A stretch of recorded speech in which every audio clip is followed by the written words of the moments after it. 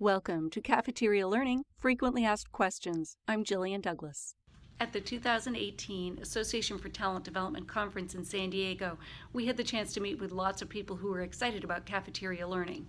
In particular, we met with Agnieszka Kaplucha from Poland, and she explained how she has implemented cafeteria learning to address safety issues in a ball bearing factory.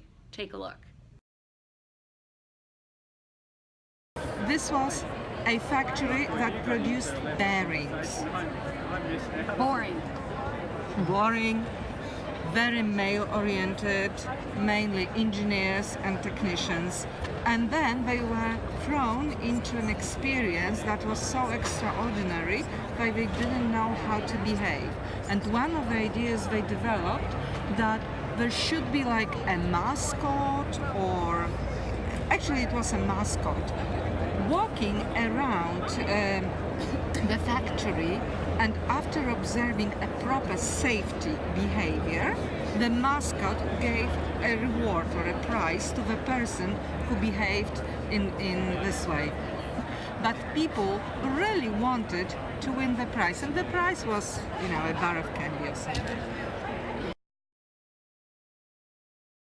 First of all, I talked to the people I chose to be the facilitators, because as you know, I wanted every table be accompanied by a host who facilitated the learning, since it was brand new and the people I had in the training were used to the more traditional way of training. So I didn't want to throw them into something like really out of the box. So to have somehow to be connected, to have a bridge to the experiences. And I prepared the facilitators first, and then I had a group of 30-something people, accompanied by, it was 6 tables and 6 facilitators.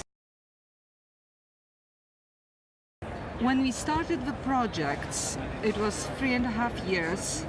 At the beginning, there were 14 accidents. Last year, 1 was reported.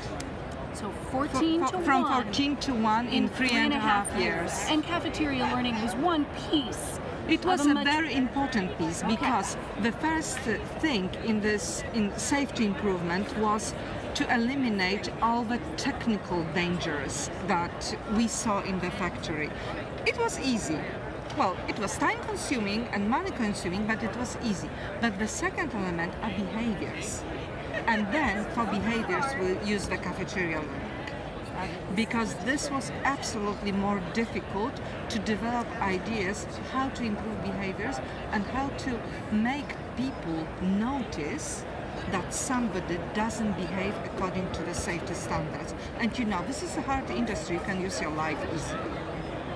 So this was used especially for the behaviors, and then people had the courage to behave in a different way due to this cafeteria learning experience, because it was different. So it's a way of introducing change, of switching the minds from the traditional ways to new ways.